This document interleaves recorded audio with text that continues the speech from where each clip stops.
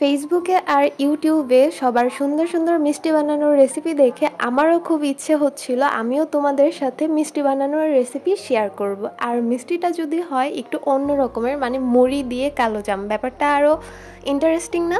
আসসালামু আলাইকুম everyone, I hope সবাই ভালো আছো। আলহামদুলিল্লাহ, আল্লাহর অশেষ রহমতে আমিও ভালো আছি। আজকে তোমাদেরকে শেয়ার করতে যাচ্ছি মুড়ি দিয়ে কালোজাম। সো আমি প্রথমে বেশ কিছু মুড়ি নিয়ে নিয়েছিলাম, আর এই মুড়িগুলো খুব সুন্দর করে ব্লেন্ডার জারে দিয়ে সুন্দর করে ব্লেন্ড করে নিয়েছি। তোমরা চাইলে পাটার মধ্যে দিয়ে সুন্দর করে পিষেও নিতে পারো, তাহলেও হবে। আমি ব্লেন্ডার জারে দিয়ে ব্লেন্ড করে নিয়েছি সুবিধার্থে।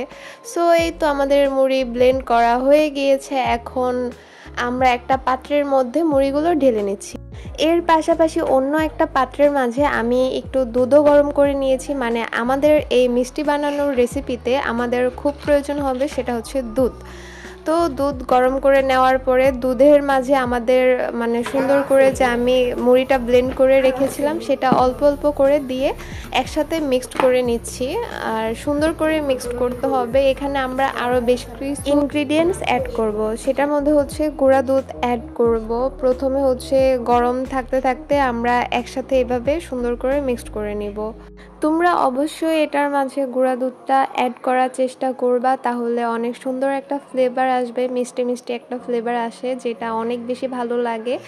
অ্যান্ড এরপরে হচ্ছে আমি একটা ডিম আলাদা পাত্রের মাঝে ফেটিয়ে নিচ্ছি। এটাকে সুন্দর করে চামচ দিয়ে মিক্সিং করে নিতে হবে।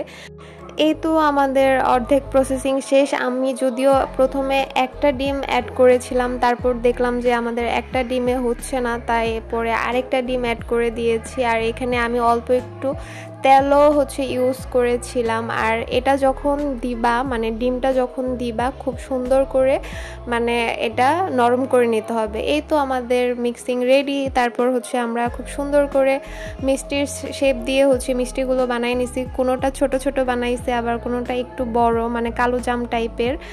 আর দুইটা লাভ শেপেরও বানানো হয়েছিল।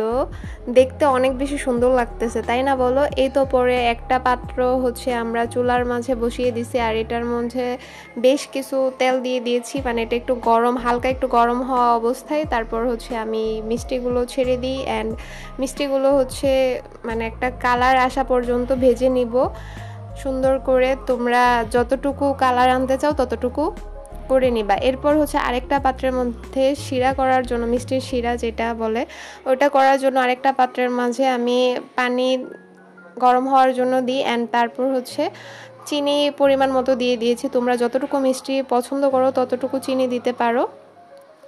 এই তো এক একে করে আমি আমার সবগুলো মিষ্টি সুন্দর করে ভেজে নিচ্ছিলাম। আমার কাছে মনে হচ্ছিল যে এই আমি মিষ্টি বানাচ্ছি, আমার কাছে একদম অনেক অন্য রকমের একটা ফিলিংস হচ্ছিল। এই তো দেখো মিষ্টির কালারগুলো কত জোস আসছে, তাই না বলো?